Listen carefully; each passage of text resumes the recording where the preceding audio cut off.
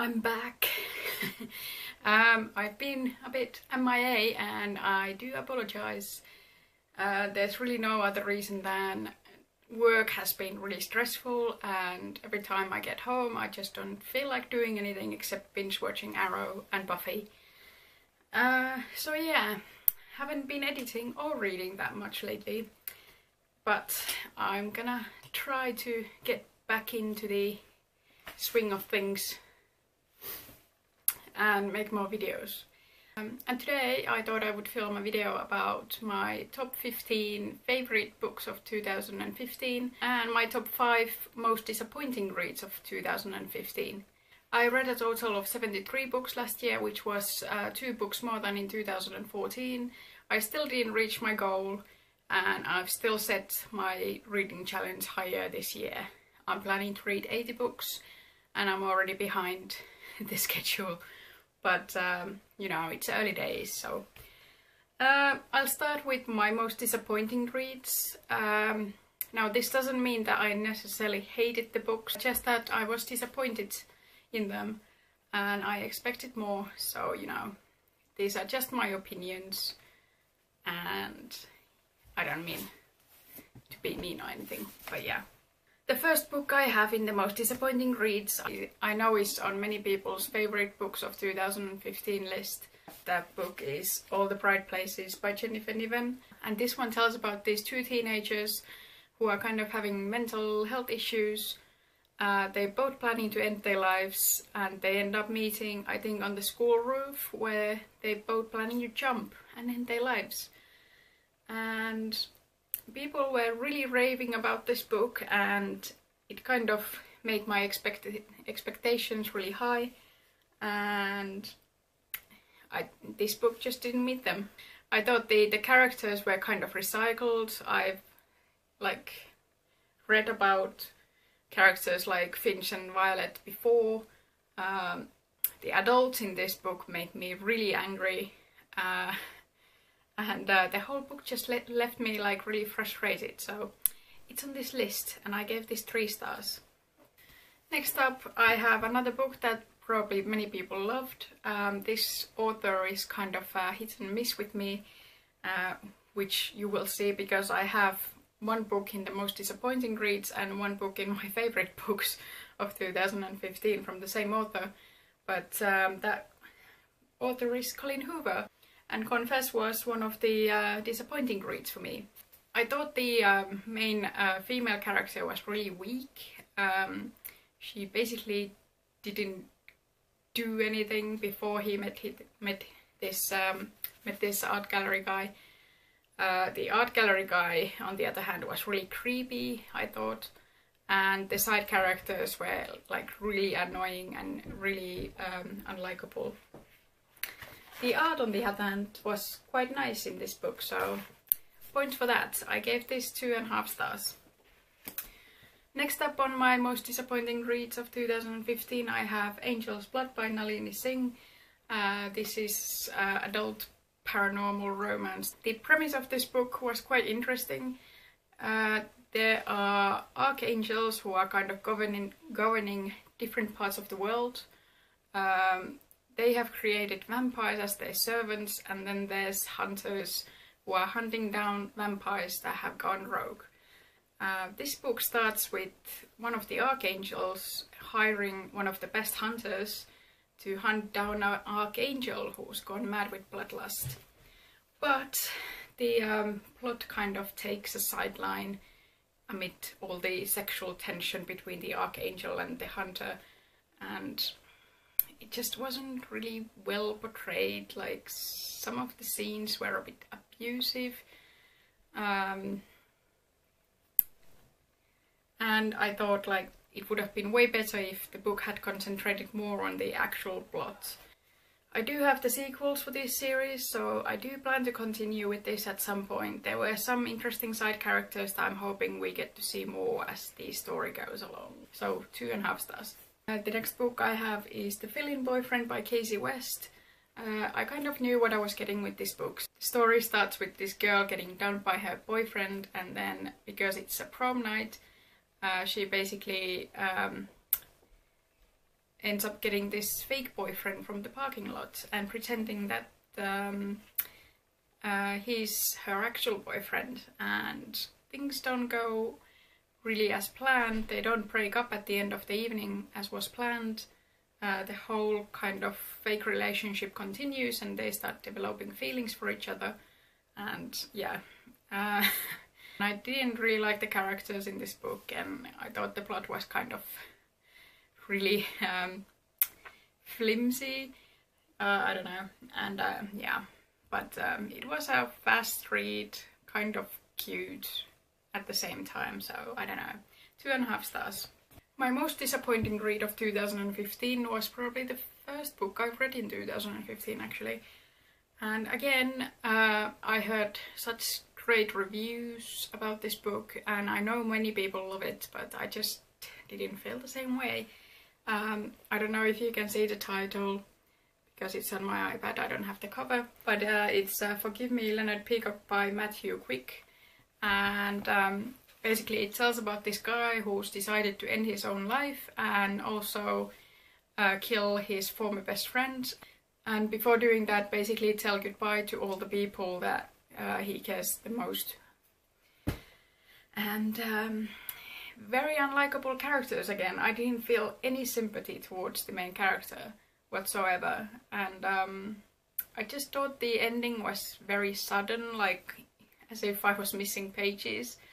And yeah, I just 2 stars. Moving on to my favorite books of 2015. I suppose these are kind of in an order, but really, like, I have about 10 books that are all 5-star books for me, so I really can't like put them in order, but kind of, maybe, I don't know if that makes sense. I'll start with the graphic novels. They separate from this list, so, well, separate, they're still in the top 15, but separate from the books. So I have Deadly Class Volume 1, Regan Youth, and Deadly Class Volume 2, Kids of the Black Hole. And this one tells about these kids who go to the school for assassins. And the I really like the art style. It's really kind of gritty, really dark, and these are quite violent as well. You know, just as a word of warning. But yeah, I really like the story. It's really interesting, and like there are many layers in the story, and yes, these were both 5-star reads for me. And the other graphic novel I'm mentioning here is Rat Queens Volume 1, Sass and Sorcery, and Rat Queens Volume 2, The Far-Reaching Tentacles of Nrugoth. And this one tells about these rat queens who are hired to kill these monsters, but while doing it, they also know how to party, and they do party hard. And the side stories are really interesting for each character. And the graphic style is really nice, and I really enjoy the characters. They all really individual and fun. And the humour is just awesome, and I highly recommend this series.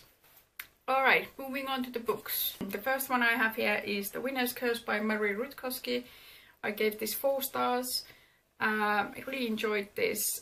It tells about this general's daughter who ends up bidding for this slave, and they kind of end up becoming friends and more than that. But they also have like kind of their own agendas and that sort of thing. It's not just a romance. I don't know really how to explain this book, but it's really elaborate, like kind of intrigue and plotting and making like war strategies and that sort of thing. And yeah, I highly recommend this series. The covers are really gorgeous as well, and the last book is coming out, I think, next month. So yeah. The next book I have is one of my favorite covers ever, probably. It's just so gorgeous, and that one is 1,000 Pieces of You by Claudia Gray. And again, 4 stars for this book. This one tells about this family who's invented, I think it was Firebird, like this machine that allows you to travel between dimensions. And this main character's dad is killed and the murderer escapes to a different dimension, and then this girl decides to go after the murderer basically. And yeah, the dimensions and the time periods keep changing, and I wasn't bored while reading this. And the sequel for this book came out, I think it was November or December, and I already have that as well, so I do plan to continue with this soon. Alright, the next book I have here is the author I was telling you about, which is kind of a hit and miss with me, and this one was a hit, and that is Ugly Love by Colleen Hoover, and I really enjoyed this book. It tells about Tate and Miles, who kind of decide to have this no strings attached relationship with each other, and we learn what's happened basically in Miles's past, that he doesn't want a proper relationship. And yeah, this was really hot and I really enjoyed this. So, one of the better books of Colleen Hoover in my opinion, but I know this one divides people's opinions quite a lot. Some people hate it and some people love it, and I did love it. Moving on to the 5-star ratings of last year, I start with Jennifer L. Armentrout. It's kind of difficult to see from the phone. This is Every Last Breath, and this one is the conclusion to her Dark Element series about demons and gargoyles, and it was everything I could have wanted from the conclusion of the series. I just really enjoyed it so much. I loved it more than the Luck series, to be honest. So yeah. Next up I have Very Good Lives by J.K. Rowling, The Fringe Benefits of Failure and the Importance of Imagination. And basically everything that J.K. Rowling writes is bound to be good, so yeah. There's nice illustrations, and basically this was the commencement address at Harvard University, and I'm just sad that I wasn't there to hear it because it was really inspiring. And next up I have here The Storied Life of A.J. Fikry by Gabrielle Zevin, and this one tells about this grumpy guy who keeps a bookshop on an island. The bookshop is not doing too well. Then his really like prized book is stolen, and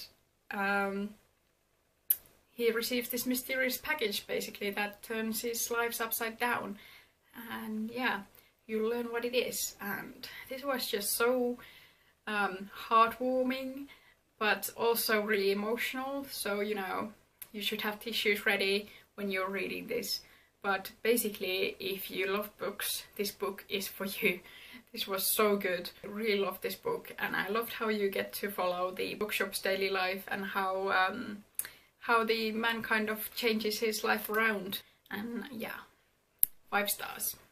Next up I have 2 books from this author who's fast becoming one of my new favorite authors. And that one is Leah Rader. And this one is Unteachable, which tells about Mace O'Malley, who kind of ends up having this one-night stand with this man, and then learns that he's her new teacher, and they decide to continue the relationship. This one was so hot, and I just loved Mace and Evan. Rader really knows how to write, like the writing is just stunning. Next up I have Black Iris by Leah Rader, and I don't really know how to explain the plot of this one, but it deals with bullying and this really elaborate revenge plan, and it has LGBT themes, also like mental health issues and substance abuse, so really dark themes, but the prose is just some of the most stunning things I've ever read. I really highly recommend these books. I'm just mind blown by these books. They're so good, like, and they new adult, so you should expect some sexy scenes, but some of the best new adult books I've ever read. Moving on to top 5 of my favorite reads of 2015. Next up I have here Carry On by Rainbow Rowell, and this one tells about Simon and Baz, who go to this kind of like a Hogwarts, but not really. And Simon and Baz, if you don't know were introduced in Fangirl, and basically this is Rainbow Rules take on these savior stories, and in my opinion this is the Harry and Draco story we never got, basically. And I just loved it, obviously, because Harry and Draco is my OTP forever, and this was everything I could hope for. Simon and Baz, like, I love them so much. And the plot was really exciting, and I just loved seeing Simon and Baz together.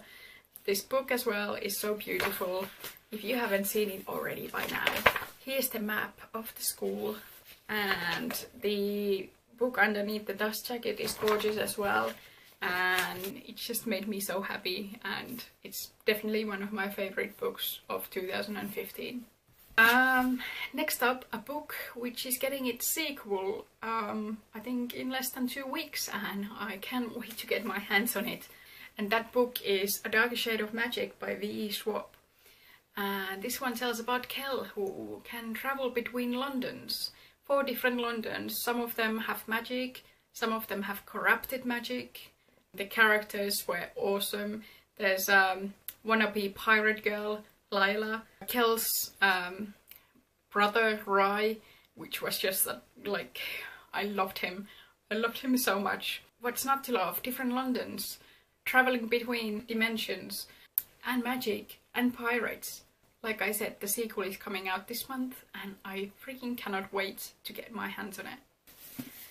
Then I have here I'll Give You the Sun by Jandy Nelson. This one tells about these twins, Jude and Noah, who were very close at some point, but now they're not speaking to each other, and we kind of learn why and what's happened, while Noah and Jude kind of both fall in love with guys they can have and try to deal with that. And I just love this book. Like, the writing is so beautiful, this whole story was so emotional, and I highly recommend Jandy Nelson's works. I'll Give You the Sun was definitely one of the most beautiful books I read in 2015, so you should check it out if you haven't already. Top 2. Can you guess them? I haven't been talking about this too much, have I? The top 2 book is The Rat and the Dawn by Renee Ahdieh. Again, this one is getting its sequel in May, and can we get May already? Because I cannot wait. This one is a take on 1001 Nights. It tells about this Caliph of Khorasan who has to take a new wife every day because he ends up killing her at dawn. And the new wife in this book, basically, the main character, volunteers for the job because she wants to kill him for killing her best friend. He doesn't know that, but things happen, and basically the girl doesn't die. The romance in this book, it was so good. Like, my favorite ever since I read Ignite Me by Tahira Murphy, probably. It just made me swoon so much. And the whole story, the banter, the friendship between the girl Shashi and her maid, and just all the characters in this book. I cannot tell you how much I love this. It was so good, and I need the next book, like, right now, okay? Moving on to my number 1 book of 2015. You probably guessed it already. That book is Simon versus the Homo Sapiens Agenda by Becky Albertalli.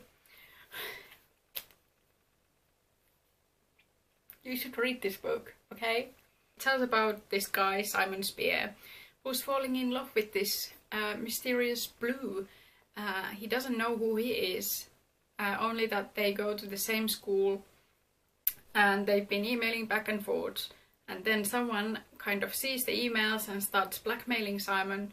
And I know the plot sounds kind of ominous, but this was just so cute, and it left me with the biggest smile on my face. And it's adorable. Like, one of the most adorable books I've ever read.